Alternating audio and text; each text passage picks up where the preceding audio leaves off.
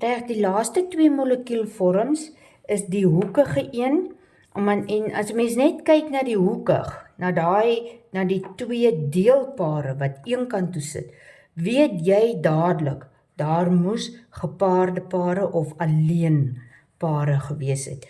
Soos hierdie deelpaar, hierdie molekuulvorm, kry ons deur 'n groep 6 atoom met 'n groep 1 of 'n groep 7 wat enkelbindings kan maak. So kom ons vat, ons het vir swaal is in groep 6, het 6 elektrone, daar is hy 2 in die S, daar 2 en daar, sien 2 ongepaarde elektrone. Dan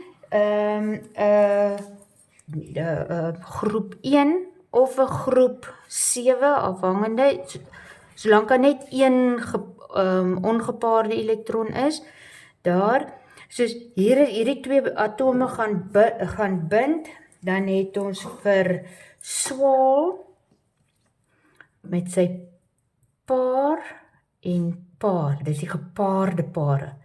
Dan kom die deelpaar, kom hier, daar kom 'n waterstof aan, en daar kom 'n waterstof aan.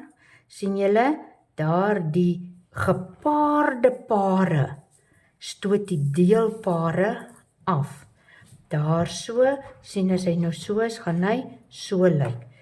'n Mens kan 'n lyn so deurtrek. Daar is my is gepaarde pare, hier is my deelpare. Dan kry ons daai hoekige vorm van die molekuul. Dan hierdie, jou middelste, jou hoofmolekuul, gaan gewoonlik dan in groep 6 wees, want jy het 2 gepaarde pare nodig. Met ander woorde, jy het nodig om 'n valensie te hê van 2 wat jou ongepaarde elektrone is.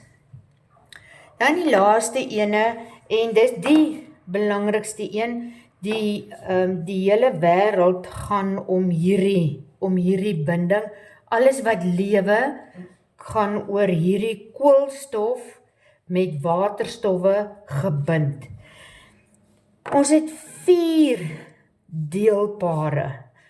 In watter groep moet my middelste atoom dus wees? In groep 4.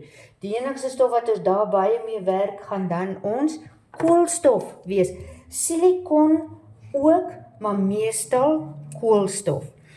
Ons het 'n koolstofatoom, normaalweg lyk koolstof, het hy 'n gepaarde paar, en daar is 'n groep 4, en 'n ongepaard en ongepaard. Maar hierdie is die grondtoestand. Dit is hoe koolstof lyk as hy nie reageer nie. Dis 'n stuk houtskool wat daar lê. Hy bly lê vir ewig en hy is altyd pikswart.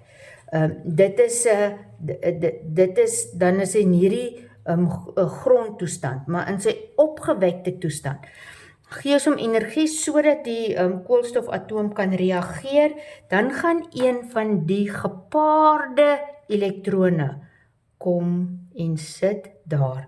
Soos dan het ons 'n koolstof met 4 ongepaarde elektrone.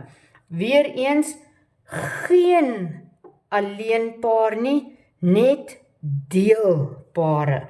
Daar gaan 4 wees, en daar rondom gaan sit 'n waterstof, en 'n waterstof, en 'n waterstof, en 'n waterstof. Sien julle, al 4 is bindingspare, deelpare, almal nie een stoot die ander een meer af nie, soos daarom kry ons hierdie simmetriese tetrahedriese molekuul, wat so lyk. Hier is my 1, 2, 3, 4, my 4 deelpare van my molekuul. Dis die laaste een.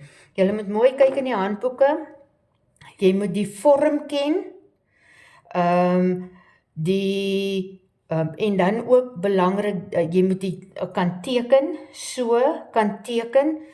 min of meer so een ook, maar jy kan dit, meestal teken ons dit sommer net so met 'n loos struktuur, en dan moet julle ook die bindingshoeke van elkeen van hierdie molekuulvorms moet julle ken. Soos daai bindingshoek, hierdie bindingshoek van die hoekige molekuul, van die waterstof na die suurstof na die waterstof, daai bindingshoeke.